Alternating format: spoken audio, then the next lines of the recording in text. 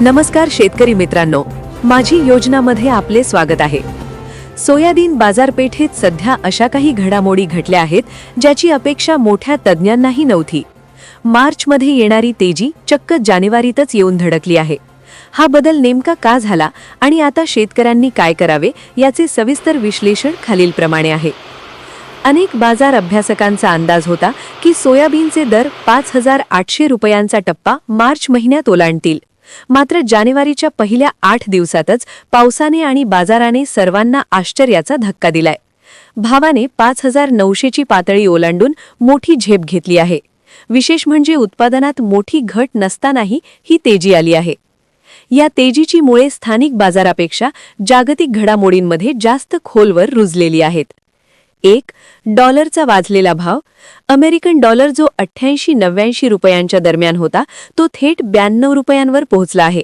यामुळे आयात महागली आहे। 2. शिपमेंट रद्द होणे।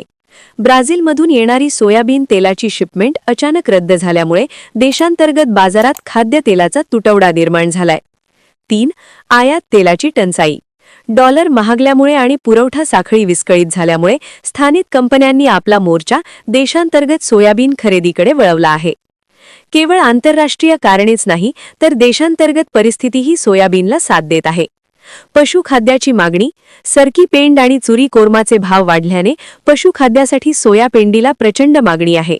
सोया पेंड हा सध्या बाजारात सर्वात प्रभावी आणि उपलब्ध पर्याय असल्याने मोठ्या कंपन्यांकडून मोठ्या प्रमाणात सोयाबीनची खरेदी सुरू आहे।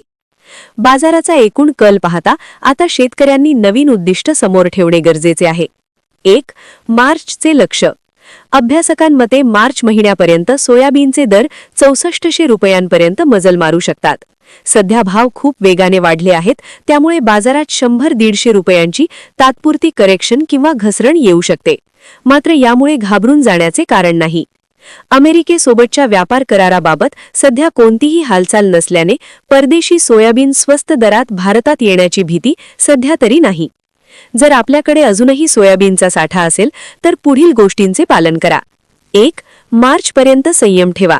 घाईघाईत विक्री करण्यापेक्षा मार्च अखेरपर्यंत वाट पाहणे फायदेशीर ठरू शकते। 2.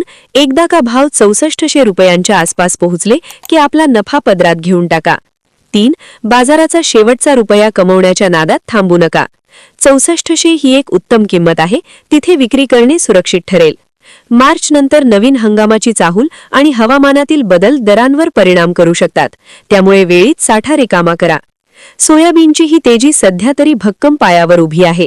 आंतरराष्ट्रीय संकट आणि देशांतर्गत मागणींचा योग्य ताळमेळ बसल्याने ही संधी निर्माण झाली आहे। आपल्या मेहनतीचा योग्य मोबदला मिळवण्यासाठी संयम आणि योग्य वेळी घेतलेला निर्णयच आपल्याला नफा मिळवून देईल। मी रुचिता या बातमीसह इथेच थांबते। ही माहिती आवडली असल्यास व्हिडिओला लाईक करा आणि माझी योजना चॅनलला सबस्क्राईब करा। धन्यवाद।